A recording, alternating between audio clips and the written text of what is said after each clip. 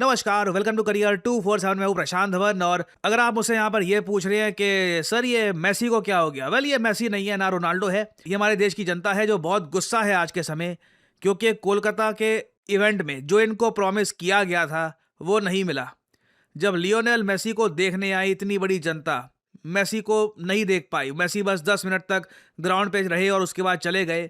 लोगों का गुस्सा इस तरीके से सामने आया। और अगेन आप लोग समझ सकते हैं कि ऑलरेडी हमारे देश की जो इमेज है रिगार्डिंग सिविक सेंस ये इतनी अच्छी है नहीं।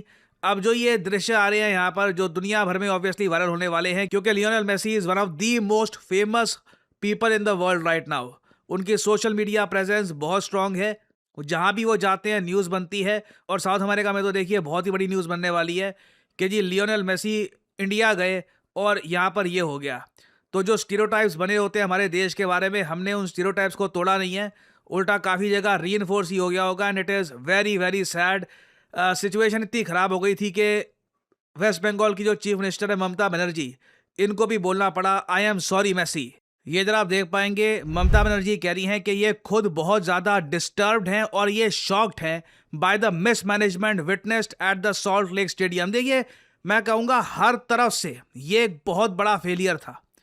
ना सिक्योरिटी थी प्रॉपरली ग्राउंड पे, ना मतलब इवेंट को प्रॉपरली मैनेज किया गया। और इतना बड़ा स्टार लियोनेल मेसी आ रहा है, आप तब भी ये प्रॉपरली इवेंट मैनेज नहीं कर पाए। कोई बड़ा कॉन्सर्ट नहीं था। This is very embarrassing for the country, क्योंकि अगेन इन दी एंड ये जो फुटेज है दुनिया भर में जाएगी, वहाँ पे इंडिया लिखा होगा, वहाँ पे लिखा नहीं होगा कि किस स्टेडियम में किस स्टेट में क्या हुआ है। खैर आगे कहती हैं I was on my way to the stadium to attend the event along with thousands of sports lovers who had gathered to catch a glimpse of their favourite footballer Lionel Messi. I sincerely apologise to Lionel Messi. ये मैं कहूँगा बहुत बड़ी statement है, क्योंकि I mean आप Messi के perspective से देखो ना, वर्ल्ड चैंपियन है, परहैप्स कई लोग कहते हैं कि द बेस्ट फुटबॉलर एवर, गोट उनको टाइटल दिया गया है, the greatest of all time. और दुनिया भर में जहां भी वो गए हैं काफ़ी उनको अच्छा वेलकम मिला है। इंडिया आए और इस तरीके से ये हुआ इनके साथ, पता नहीं ये वापस कभी इंडिया आना चाहेंगे या नहीं आना चाहेंगे। So again I guess not just Mamata Banerjee, हम सब लोग ही कहेंगे कि sorry Lionel Messi, you deserve better, as well as to all sports lovers and fans for the unfortunate incident. तो ये कह रही है कि ना सिर्फ लियोनेल मेसी, सभी फैंस से मैं माफ़ी मांगना चाहूँगी। आई एम कॉन्स्टिट्यूटिंग, अब एक कमेटी बनेगी जैसे भारत में बनती है कि जी ये ऐसा हुआ क्यों, ठीक है, रिस्पॉन्सिबिलिटी फिक्स की जाएगी और आगे जाकर हम इंश्योर करेंगे कि ऐसी अकरेंस ना हो। इंडिया में देखिए लगातार स्टैम्पीड होती है। इस बार तो मैं थैंक गॉड मैं ये बोलूँगा स्टैम्पीड नहीं हुई। आपको याद होगा इससे पहले वो आरसीबी का इवेंट हुआ था, उसमें तो कई लोग मारे गए थे, स्टेडियम में इतनी मिसमैनेजमेंट हुई थी। यहाँ पर भी शुक्र है कि इतने लोग नहीं थे बाहर के स्टैम्पीड हो जाती, नहीं तो आप अगर देखें जो बंदोबस्त हो रखा था यहाँ पर ये बहुत पुअर था। और बहुत ही रेयरली मैंने ममता बनर्जी को देखा है कि इस तरीके से ये अपॉलॉजी मांग रही हैं कि I extend my heartfelt apologies to all the sports lovers. ना यहाँ पे आपका सवाल आएगा मगर एक्चुअली में हुआ क्या है यहाँ पे। देखिए अभी भी ना बहुत सारा हेयर से चल रहा है कि लोग बता रहे हैं कि इसकी गलती थी, मिसमैनेजमेंट में ये यहाँ पे हो गया। बट जो अभी तक चीज़ें काफ़ी हद तक कन्फर्म्ड है ये मैं आपको बता सकता हूँ। लियोनेल मेसी आज के समय कई देशों का टूर कर रहे हैं। कुछ महीने पहले वो चाइना गए थे। बाय द वे जब मेसी चाइना में गए थे तब भी विवाद हो गया था। हुआ क्या कि मेसी को एक मैच खेलना था हांगकांग में, इनकी टीम जो है इंटर मियामी, उनको एक एग्जीबिशन मैच खेलना था हांगकांग में ना। मेसी की टीम वहाँ पर पहुँच गई मगर मेसी कभी ग्राउंड पे उतरे ही नहीं। और बहुत सारे चाइनीज़ फैंस जिन्होंने परहैप्स लाखों रुपए दिए थे टिकट के लिए, वो निराश हो गए कि हमारा फेवरेट फुटबॉलर उसे खेलते हुए हमने देखा ही नहीं। और फिर चाइना में गुस्सा और ज़रा बढ़ गया जब लोगों ने देखा कि कुछ दिन बाद जब मेसी जापान में गए तो वहाँ पर 30 मिनट के लिए इन्होंने अपनी जो गेम है वो भी खेली।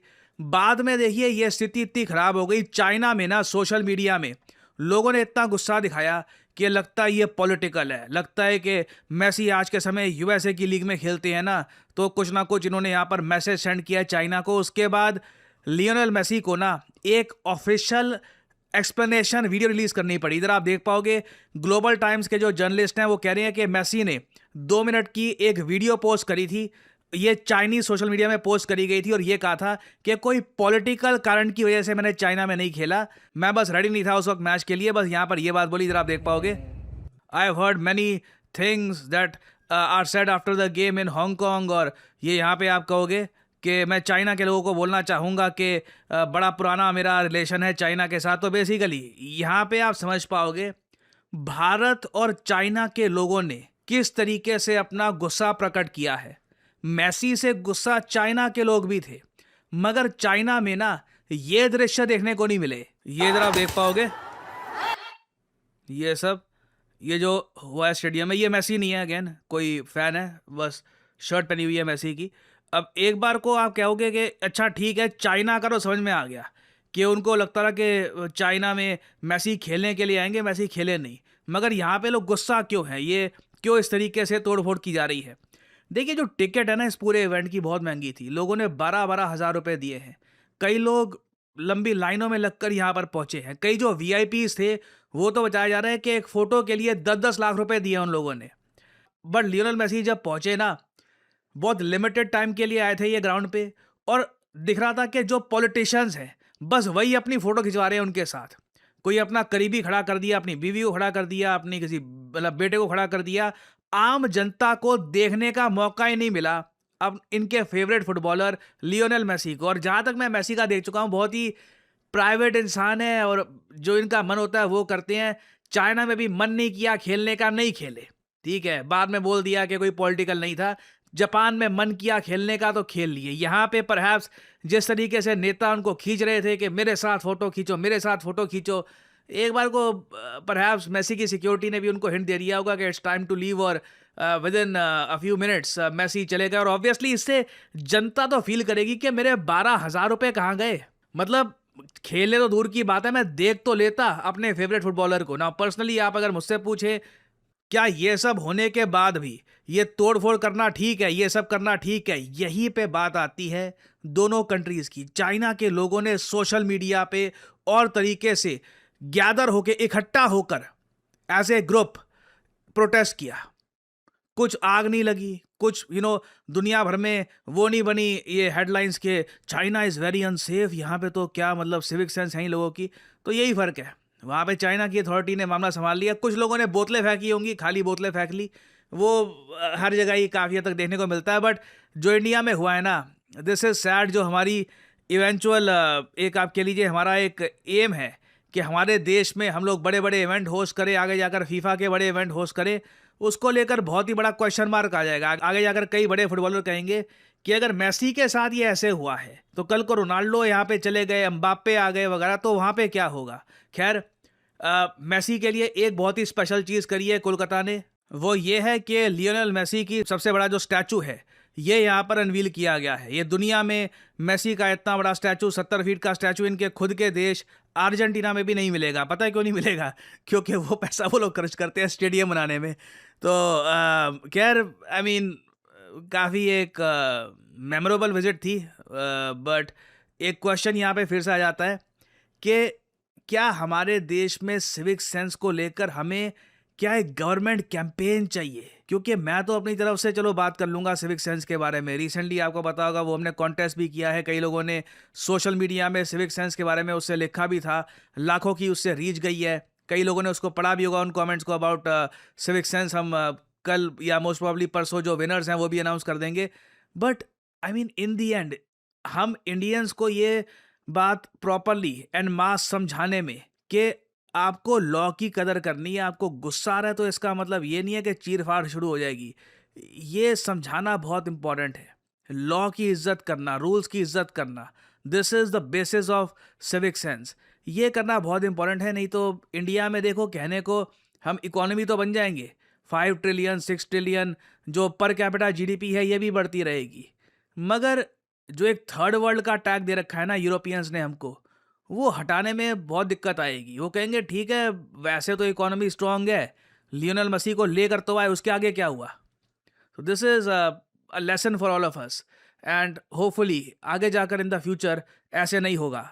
Recently London school of economics ने एक लिस्ट निकाली उन करियर्स की जो सबसे ज़्यादा इन डिमांड है इन द टेक सेक्टर, और गेस करिए इस लिस्ट में रैंक 2 पर कौन सा करियर था। इधर आप देख पाओगे रैंक 1 पर AI machine learning engineers, obviously rank 2 पे आपको दिख जाएगा data analyst and data scientist. Bharat में लोग अभी भी समझ नहीं रहे कि दुनिया में, ना सिर्फ भारत में, पूरी दुनिया में डेटा एनालिस्ट की डिमांड कितनी ज्यादा है और इनकी डिमांड इन द फ्यूचर कितनी ज्यादा बढ़ती रहेगी। और अगेन, डेटा एनालिस्ट बनने के लिए ऐसा नहीं है कि आप मैथमेटिक्स में बहुत ज्यादा कोई जीनियस होने चाहिए। आप मैथमेटिक्स के काफी हद तक जो बेसिक्स हैं ये समझते हैं, आप कंप्यूटर आराम से चला लेते हैं, डेटा में आपको इंटरेस्ट है, that's all you need to become a data analyst. कई लोग जिन्होंने बीए कर रखा है, बीकॉम कर रखा है, वो भी डेटा एनालिटिक्स की जो स्किल है ये प्राप्त कर सकते हैं और एज ए डेटा एनालिस्ट अपना करियर बिल्ड कर सकते हैं। Yes, this is happening all over the world. और करियर 247 का जो डेटा एनालिस्ट कोर्स है, आई एम प्राउड टू से ऑलरेडी कई लोग ये कोर्स कंप्लीट करके या तो नौकरी लग चुके हैं या तो विद इन देयर जॉब उनको प्रमोशन भी मिल चुका है, क्योंकि सिंपली इस कोर्स से आपका रेज्यूमे स्ट्रांग होता है। This course is powered by IBM, the global tech giant. और अभी जो हमारा करंट बैच है डेटा एनालिस्ट का, इसमें जो एनरोलमेंट है ये 13 तारीख के बाद से बंद हो जाएगी।